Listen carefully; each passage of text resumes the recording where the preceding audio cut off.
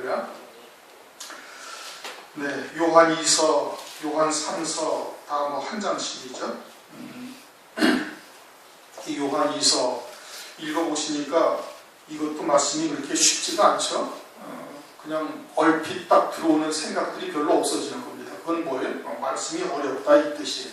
그래서 읽어봐서 뭔가 맥이 딱딱 잡히면은 그런 뜻으로 이렇게 말씀을 하시는구나 알겠는데, 뭐 1절, 2절은 1절, 2절, 3절은 이제 통상적인 이제 그런 인사의 말씀인데 4절, 5절, 6절 말씀을 읽어보니까 뭐가 탁 잡히지가 않아요, 그죠? 그 말씀이 뭐 사랑이라는 얘기는 사랑이라는 얘기인 것 같은데, 그러니까 말씀이 이렇게 쉬운 곳이 아니다 이런 뜻입니다. 이 요한 2서나 요한 3서는 요한 1서를 더 보충적으로 설명을 하고 또는 그러한 사랑을 실천하게끔 하는 그런 말씀이에요. 요한 1서나 그 내용은 크게 다르지 않습니다. 요한 1서의 핵심된 내용이 뭐예요? 하나님은 사랑이라는 얘기예요. 하나님은 사랑이시다. 아주 그 대표적인 말씀인 것이죠. 하나님은 사랑이다. 그 하나님의 사랑이 어떠한지를 쭉 설명을 하고 있는 것이고, 요한 2서도 역시 마찬가지인 겁니다. 1절을 보니까 장로는 택하심을 입은 부녀와 그의 자녀에게 편지하노니 내가 참으로 사랑하는 자여 나뿐 아니라 진리를 아는 모든 자도 그리하는 것을. 사도 요한이 스스로를 장로라고 이렇게 부르고 있어요. 베드로전서 5장 1절도 보면 베드로도 자기도 함께 장로된 자다 그러면서 이제 장로라고 얘기를 하고 있어요. 아울러서 사도행전 14장 23절을 보면은 각 교회에서 장로들을 택하여 금식 기도하며 하면서 교회에서 장로들을 창립한 장로들을 말씀을 하고 있는 겁니다.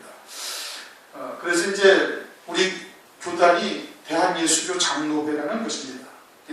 장로 정치를 한다 이런 뜻이에요.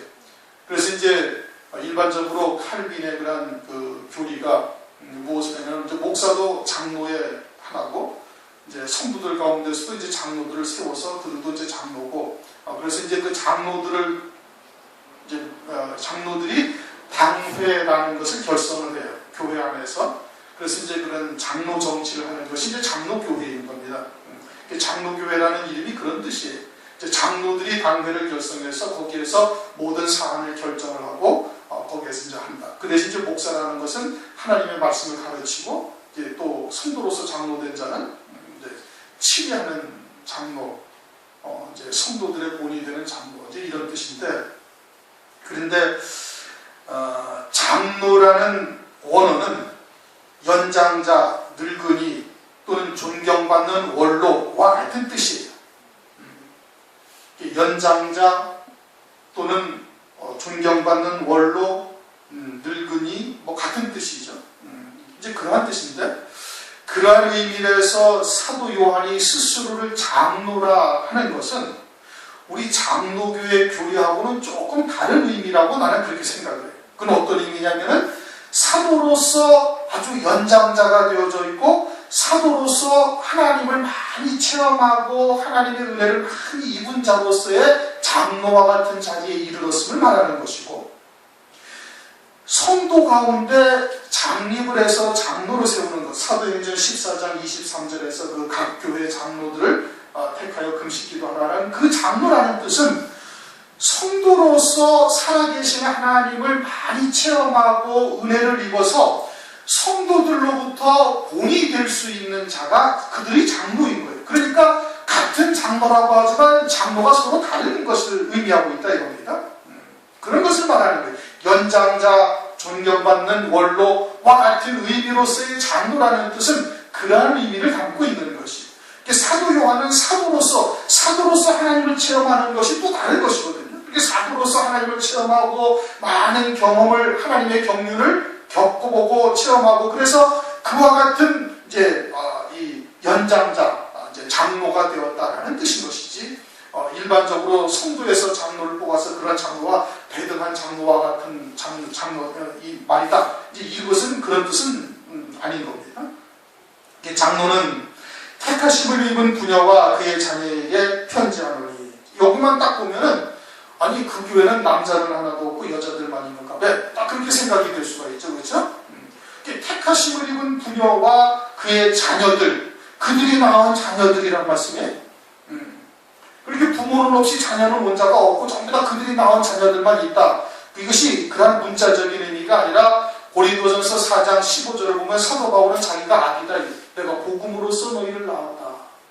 갈라디아서 4장 19절은 그리스도의 형상으로 이루기까지 세워지기까지 내가 다시 해상하는 수고를 한다.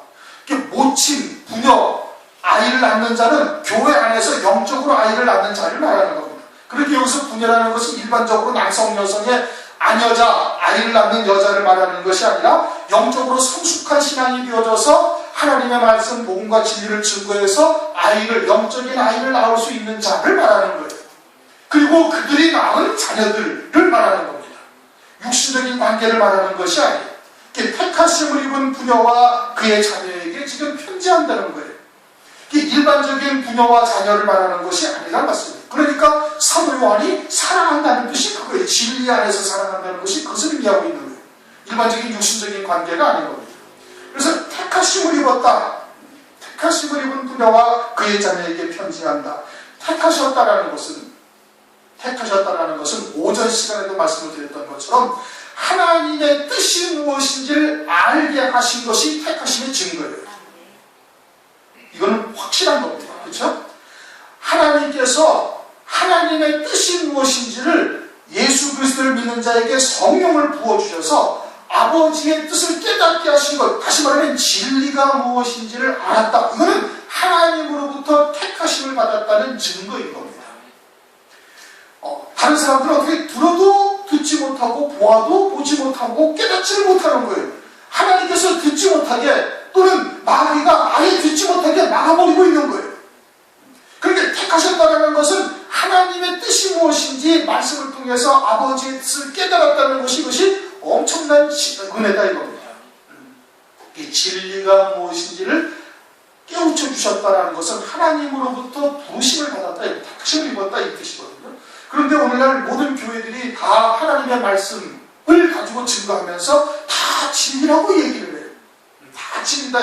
왜? 하나님의 말씀을 빙자해서 다 얘기하니까 그것이 다 하나님의 말씀이고 다 진리라고 이야기를 하는 겁니다. 그러나 분명히 교회 안에 거짓 선지자가 있고 미혹의 영의 역사가 있어서 세상에 속한 자들이 있고 혼잡한 말씀들이 있고 누룩이 섞인 떡이 있다. 성경에서 눈누이 말씀을 하고 있는 겁니다.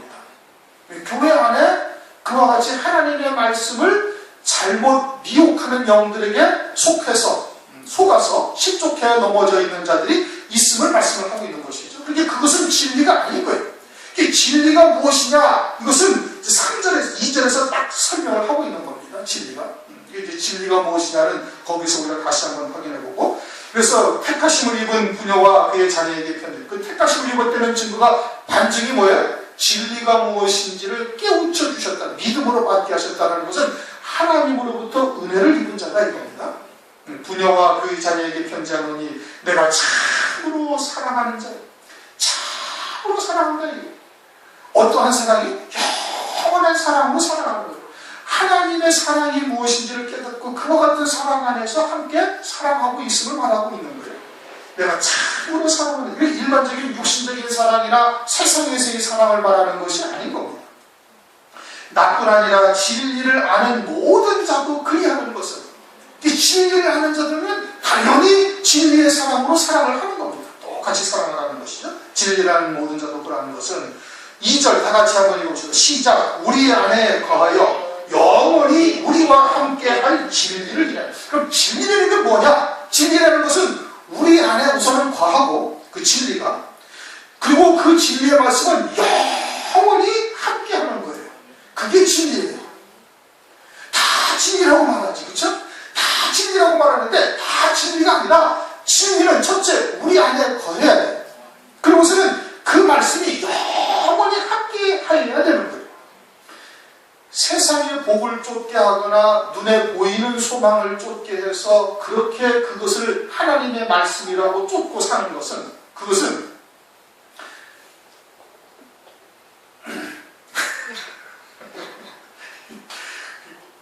아들놈이 카톡을 보냈어요. 이건 참 지금 뭐하는 시간인지 그쪽하고 여기하고 시간이 다르니까 지금 모르고 있는 거예요. 그런데 지금 뭐죠? 이거보다 크게 하는 게 뭐예요? 그 뭐라고 그러지? 태블릿 PC. 태블릿 PC 가지고서 우리 교회 영상을 갖다 예배드리라고 그랬더니 다 드렸는지 안 드렸는지 모르겠어요.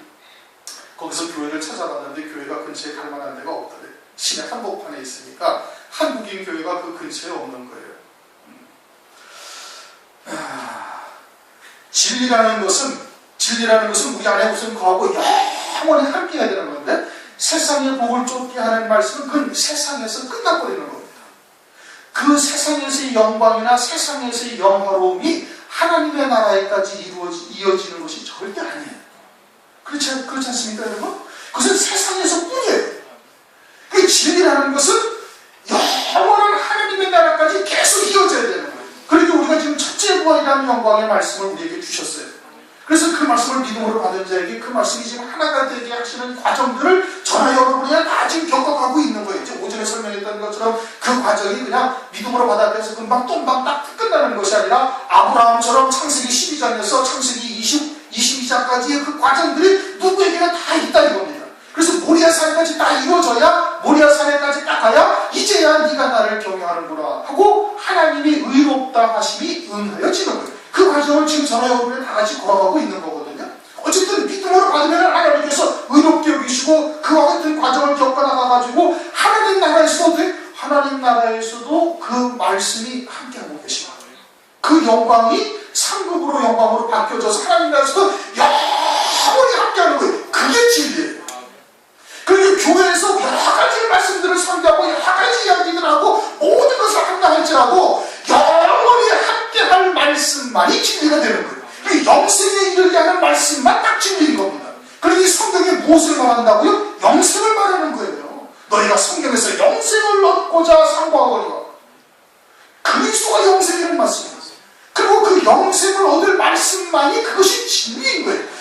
어느 누가 뭐가 진리야, 내가 진리다, 뭐가 진리다, 이것도 진리다, 다 이야기한다 할지라도 성경이 진리가 무엇인지를 딱 규정을 하고 있는 겁니다. 영원히 함께할 그와 같은 말씀만이 진리예요. 하나님의 사랑이 어떠한 사랑이? 영원한 사랑이니까 이 세상에서뿐만 아니라 하나님 나라에서 영원히 사랑하는 그 사랑이 그게 하나님의 사랑이지 않습니까?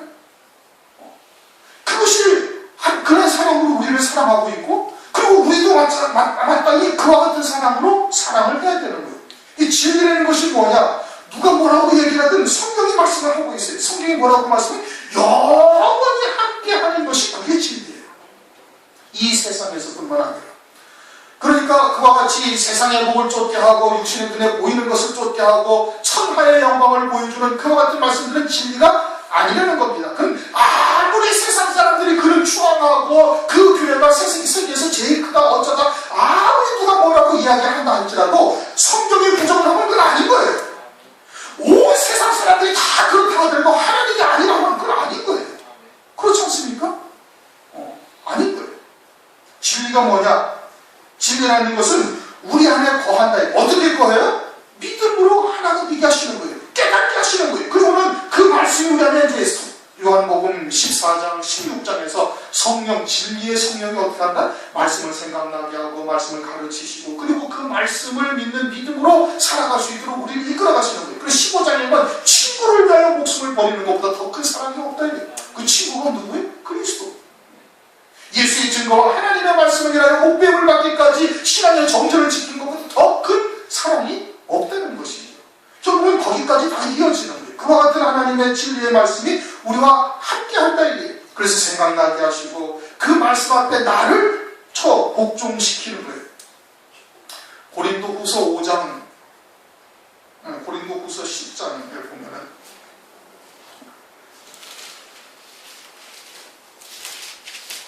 10장 5절 6절을 보면은 우리 다시 한번 읽어보시죠. 고린도후서 10장 5절 6절 다 같이 있습니다. 모든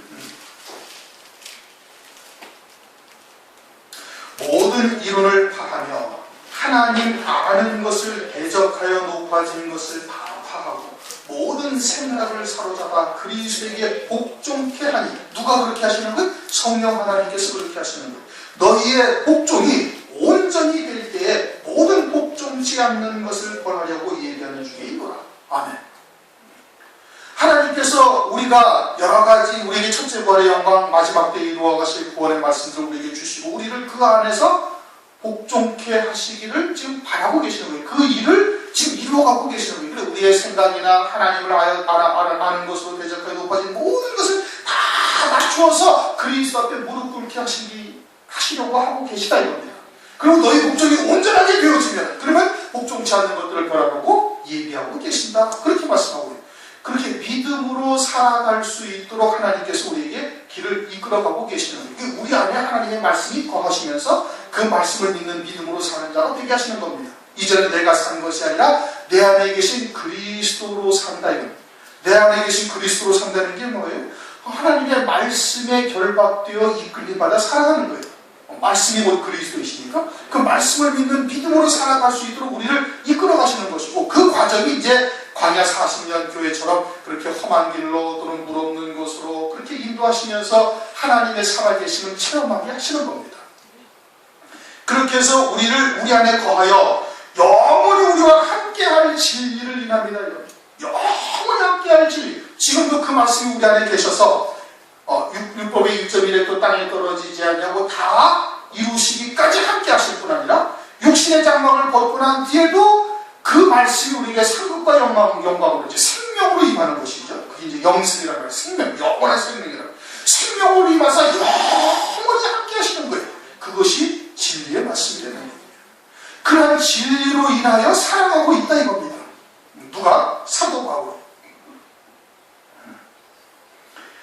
3절 은혜와 긍휼과 평강이 하나님 아버지와 아버지의 아들 예수 그리스도로부터 진리와 사랑 가운데서 우리와 함께 있습니다. 은혜와 긍휼과 평강이 하나님 아버지와 아버지의 아들 예수 그리스도께로부터 진리와 사랑 가운데 우리와 함께 있으리라. 이 진리와 그러한 사랑, 하나님의 사랑 가운데서 우리에게 늘 함께 있단 말이에요. 뭐가? 은혜와 긍휼과 평강이. 그러면 그러한 진리를 통해서 우리에게 은혜를 베풀어 주시는 게 뭐예요? 첫 번째는 죄사함의 구원의 은혜예요. 죄사함을 받은 거예요. 이제 지옥과 상관이 없는 존재가 되는 거예요. 그리스도 안에서 함께 하늘에 안침바 되어진 존재가 되어지는 걸 깨닫는 거예요. 그게 평강이죠. 자유하죠. 죄로부터 완전히 벗어난 사망으로 벗어난. 그 다음에는 성령으로 열매 맺게 하시는 구원의 은혜가 우리에게 임하는 거예요. 깨우쳐 주시는 거예요. 그 은혜라는 건 뭐예요? 아버지의 뜻을 우리에게 알게 하시는 거예요. 그 다음에는 하늘에 예비된 영광을 바라보게 하시면서 그 영광을 위하여 믿음으로 열매 맺는 삶을 이 땅에서 살아가게 하시는 것이 그것이 은혜인 거예요. 일반적인 그리스도인들은 오전 시간에 그랬죠. 예수님은 말씀이 육신을 입고 오신 분이에요. 그렇죠? 그러니까 겉에 육체가 그분이 아니라 실상이 아니라 그 안에 계신 말씀이 그분의 실상이에요. 그렇죠? 그럼 우리에게도 지금 하나님의 말씀이 나의 참 자아여 나의 실상이 되어지는 것이고 육신을 그것을 이루기 위해서 잠시 입고 있는 것이고 육신의 장막을 벗고 그 말씀이 이루어지면 그것이 나의 영원한 참 나아가 되어서 영광을 누리는 자가 되는 겁니다. 그러니까 그것이 나의 실상인 거예요.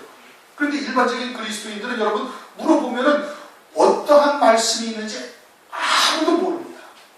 그 자체가 없어요. 그렇잖아요. 뭘 말씀을 믿고 하나님께서 당신에게 어떠한 뜻을 아버지의 뜻이 무엇이냐 하늘에서 뜻이 이룬 것 같이 땅에서도 이루어지는 건데 그래야 안 그래?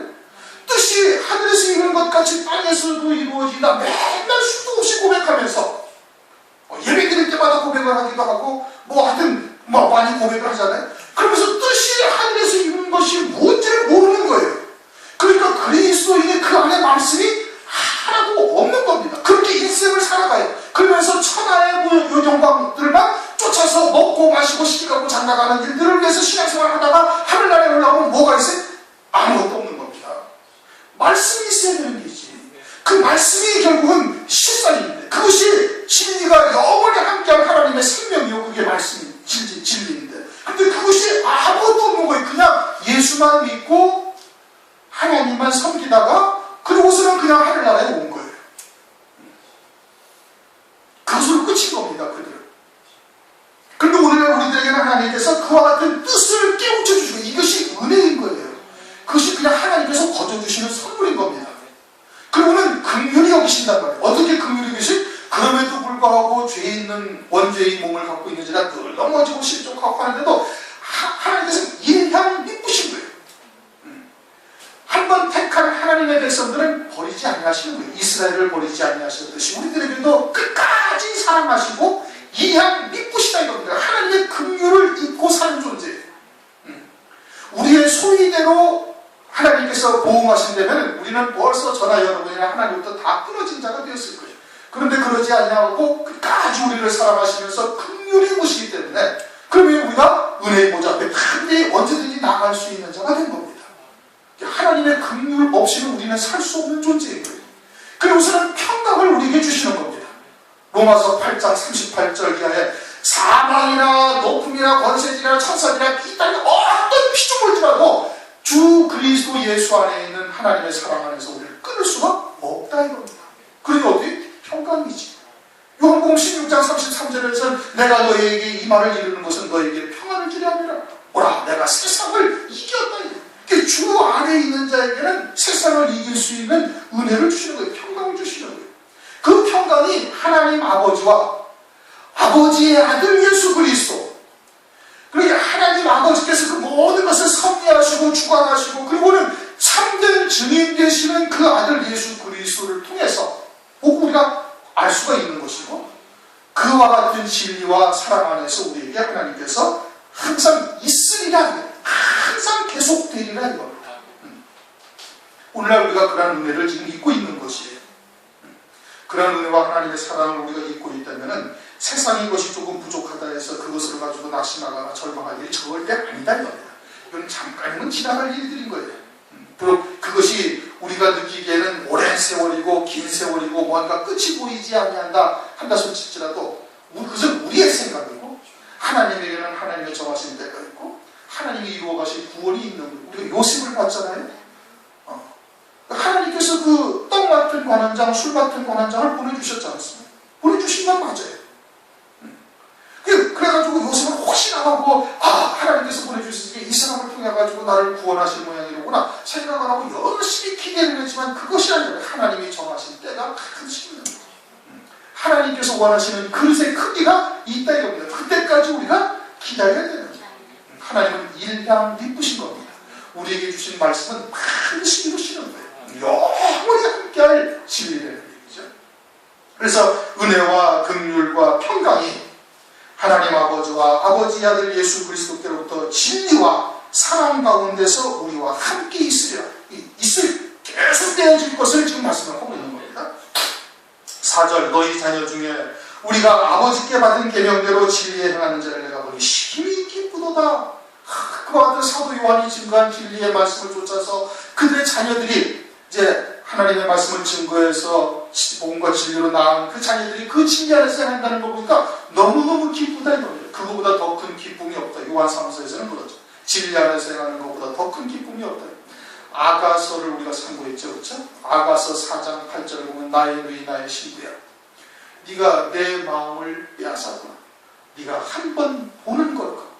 하나님이 나를 향하신 하나님의 뜻이 무엇인지 하나님의 사랑이 무엇인지 그것을 깨닫고 하나님의 감사 찬송하며 하나님께서 창세전부터 나를 위해서 이러한 영광을 예비하시고 이와 같은 연단의 과정을 통해서 이루어가신 하나님의 뜻이 무엇인지를 깨닫고서 그 하나님께 감사 찬송하는 것, 그 하나님과 한번 눈을 마주치는 것, 초점을 맞추었다 이겁니다. 네가 나를 한 번 보는 것과 네 목에 굿을 함께 밀어 나의 마음을 빼앗는다 이겁니다. 그것을 생각하고는 그 긍휼 유관을 위하여 목숨을 기꺼이 버릴 것을 결단하고 각오하고 나가는 그러한 신앙을 보고서 하나님의 마음이 그냥 호련한 빼앗겼다 이겁니다. 그렇게 기뻐하신다는 뜻이에요. 사도 요한이 기뻐한다는 것이 아니라 하나님이 이렇게 기뻐하신다 이겁니다. 너희 자녀 중에 우리가 아버지께 받은 계명대로 진리에 행하는 자를 내가 보니 심히 기쁘다. 하나님께서 그렇게 기뻐하시는 것이에요. 부녀여 5절 내가 이제 네게 구하노니 서로 사랑하자. 이는 새 계명같이 내게 쓰는 것이 아니오 오직 처음부터 우리가 가진 것이다. 새 계명이다라는 것은 무엇을 염두에 두고 하는 말씀이에요? 그 옛 계명을 염두에 두고 하는 거예요. 옛 계명은 뭐예요? 율법이에요. 율법에도 처음부터 우리에게 주셨다는 거예요. 마태복음 22장을 보면 한 율법사가 예수님에게 와가지고 율법 중에 가장 큰 계명이 무엇입니까? 하나님을 사랑하고 네 이웃을 네 몸과 같이 사랑하라. 이것이 온 선지자와 율법의 강론이다. 그렇게 말씀하시대요. 그러니까 구약의 핵심은 뭐예요? 사랑이에요. 하나님을 사랑하고 이웃을 내 몸과 같이 사랑하라. 신약은 또 뭐예요? 신약도 마찬가지예요. 요한복음 13장 34절 내가 새 계명을 너희에게 이르노니 내가 너희를 사랑하는 것 같이 너희도 서로 사랑하라는 거예요. 그런데 뭐가 달라요? 구약보다 신약이 이제는 새로운 계명으로 우리에게 주신 거예요. 하나님의 사랑이 무엇인지, 그 사랑이 무엇인지를 아주 그냥 확실하게 우리에게 깨우쳐 주신 겁니다. 그래서 요한 1서 2장 7절 8절 내가 너에게 옛 계명을 새로운 계명을 쓰는 것이 아니다. 옛 계명이다. 옛 계명이지만 이것이 새로운 계명이다. 왜? 이제는 참빛이 비추었기 때문에 하나님의 사랑이라는 것이 무엇인지 온전하게 주님이 드러내셨다는 얘기입니다. 사랑이 무엇인지를 우리에게 알려주신 것이죠. 그래서 부녀여 내가 이제 내게 구하오니 서로 사랑하자. 이는 새 계명같이 내게 쓰는 것이 아니요 오직 처음부터 우리가 가진 것이다. 그 사랑이라는 것은 처음부터 하나님께서 우리에게 주신 것입니다. 이제는 그리스도 안에서 더 밝아진 것이다. 그 사랑이 뭐냐? 6절 사랑은 이것이니 우리가 그의 계명을 쫓아 행하는 것이요. 요한복음 15장을 한번 보십시오.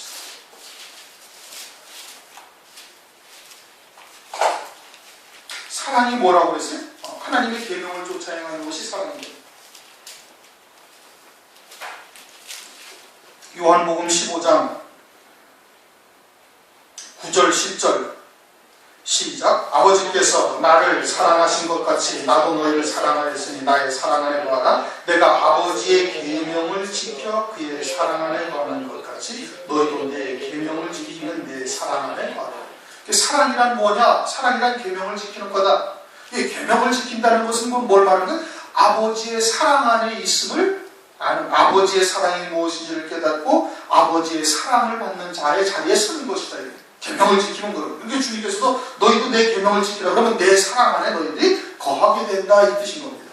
그러니까 사랑이란 뭐냐? 사랑이라는 것은 우리가 그의 계명을 쫓아 행하는 것이다. 그러면 아버지의 사랑 안에 거하는 자가 되는 거예요. 주님의 사랑 안에 거하는 자가 되는 거예요. 주님의 사랑 안에 거하는 자로서 또 어떻게 하냐? 계명은 뭐냐? 계명은 이것이니 너희가 처음부터 들은 바와 같이 처음부터 들은 게 뭐라고요? 사랑이 있어요. 그렇죠? 사랑이란 말이에요. 그 가운데서 행하라 하심이라. 다시 말하면 사랑 안에서 행하라 하십니다. 이겁니다. 그 사랑이 어떠한 사랑이에요? 영원한 사랑인 거예요. 영원한 사랑 가운데서 행하는 자가 하나님의 사랑 안에 거하는 자요. 그것이 계명을 지키는 자요. 주님의 사랑 안에 있는 자가 되어진다. 이런 뜻인 겁니다. 결론은 그거예요. 요점은 딱 그겁니다. 그런데 그 사랑이라는 것이 그저 간단히 인간들의 사랑이나 이 세상의 눈에 보이는 사랑이 아니다. 이거는 영원한 사랑이고 그것이 진리의 사랑이고 그 사랑이 예수 그리스도를 통해서 우리에게 나타나신 거예요. 그 사랑을 받은 자는 어떻게 되어진다? 그 사랑을 받은 자는 예수 그리스도께서 육체로 임하신 것을 부인하지 아니한다. 시인한다. 그건 뭘 말하는 거예요? 나도 하늘로부터 있다가 이 땅에 아버지의 뜻을 이루어 보내심을 받았고 그리고 잠시 세상을 살다가 다시 아버지께로 돌아갈 존재인 것을 깨닫고 세상에 속한 자가 되지 아니하는, 세상의 것을 위하여 사는 자가 되지 아니하는 것을 말하는 거예요. 그리고 그 다음에 하나님의 사랑이라 요한일서 4장에서 말씀하시면서 그러면서 그 사랑하는 자는 예수 그리스도를 뭐라고 하셨어요? 예수 그리스도를 4장 15절 예수를 하나님의 아들이라 시인한다. 하나님의 아들이라 시인한다. 그러니까 하나님의 사랑이 그렇게 독생자를 통해서 우리에게 나타나신 것을 깨닫고 있으니 그 사랑을 받은 자가 되어지면 도저히 그 사랑을 벗어날 수가 없는 것이죠. 영원한 사랑을 받은 자가 되어지면 그와 같은 사랑을 깨닫고 있는 자는 그러한 사랑으로 사랑을 하게 되어지는 거예요. 그것이 주님 안에 있는 것이고 하나님의 사랑 안에 있는 자다. 그래서 너희 부녀여 우리가 다 이와 같이 사랑하자. 요한이 일서의 내용을 보다 더 함축하여 말씀을 하고 있는 겁니다. 교회가 다 사랑이다 라고 이야기를 하고 있지만 그런 일반적인 사랑을 말씀하고 있는 것이 아니에요. 요한복음 21장을 가면 주님께서 베드로에게 묻죠. 그렇죠? 네가 나를 남들보다 더 사랑하느냐? 그 주님은 어떠한 사랑을 말하는 거예요? 이 사랑을 지금 말씀하고 있는 거예요. 근데 베드로는 그때 그 사랑이 뭔지를 모르고 있는 거예요. 그러니까 인간적인 사랑이나 또는 정신적인 그와 같은 사랑이나 그와 같이 세상의 사랑으로 이야기를 하면서도 뭔가 찜찜하고 있는 거죠. 나중에 가서야 이제 이와 같은 사랑이 무엇인지를 베드로도 온전히 깨닫고 그 사랑으로 사랑을 하는 자가 되어진 겁니다. 우리는 이제 그와 같은 사랑이 무엇인지를 이제 말씀을 통해서 이제 윤곽은 잡고 있는 것이요. 그러니까 그러한 사랑을 우리가 행할 수 있는 자가 되어야 되는 겁니다. 사랑을 하는 자. 그 사랑을 하되 진리의 사랑을 하되 영원한 사랑으로 사랑을 하는 것. 그것은 결국은 어떻게 하는 거예요? 진리의 말씀을 증거해서 그들로 그와 같은 영광의 자리에 인도하는 겁니다. 왜 그래요? 주님이 우리에게 그렇게 하신 거예요. 그것이 온전한 사랑인 거예요. 마찬가지로 우리도 그러한 진리의 사랑으로 증거해서 말씀을 증거해서 그들로 그와 같은 영광의 자리에 이르기까지 참고 인내하고 그리고 그들을 위해서 기도해 줄 수 있는 것이어야 되는 거예요. 그게 온전한 사랑인 겁니다. 때로는 대적하기도 하고 또는 조롱하기도 하고 또 여러 가지 멸시와 또는 기타 등등 있다 할지라도 그런 것에 개의치 말고 주님이 그러셨거든요. 유대인들한테 우리도 역시 그와 같은 사랑으로 진리를 증거해서 그들을 그와 같은 영광의 자리로 이끌어갈 수 있는 자가 되어지는 것이 그것이 우리 안에 사랑을 온전히 이루는 겁니다. 아주 자기의 생각이나 또는 자기의 이익이나 이런 것을 다 배제해버리고 오직 그 뜻을 위해서 헌신하는 거예요. 그것이 사랑을 이루는 자가 되는 거예요. 그러기 위해서 어떻게 돼요? 진리를 증거할 수 있어야 돼요. 기회를 봐서 하나님의 지혜를 얻어서 적당한 때에 적당한 하나님의 말씀을 생각나게 하셔서 증거해서 그들을 결국은 오게 하는 겁니다. 한 번에 되는 것이 아니거든요. 그러니까 그 심성이 하나님의 말씀을 받을 만한 심성이 되어지고 왠지 기도할 때 생각이 나고 그러면 조금씩 전해서 6개월 내지 1년 그렇게 먼 기간을 두고 텀을 두고 그들 갖다가 증거해서 살릴 수 있는 자가 되어야 되는 겁니다. 주님은 우리를 위해서 우리의 일생을 참으시지 않으셨습니까? 지금도 인내하고 계시거든요. 제 승질 같은 거 확 뒤집어 버리시겠지만 그렇지만 하나님은 전혀 그러지 않냐고 끝까지 인내하시면서 우리를 참으시고 사랑하시는 거예요. 우리도 어떻게 해야 돼? 우리도 그렇게 해야 되는 거예요. 진리를 증거하면서 그들이 일하는 말씀을 받아들일 때까지 끝까지 사랑하시는 저와 여러분이 되시기를 주님의 이름으로 축원합니다. 우리 통성을 잠시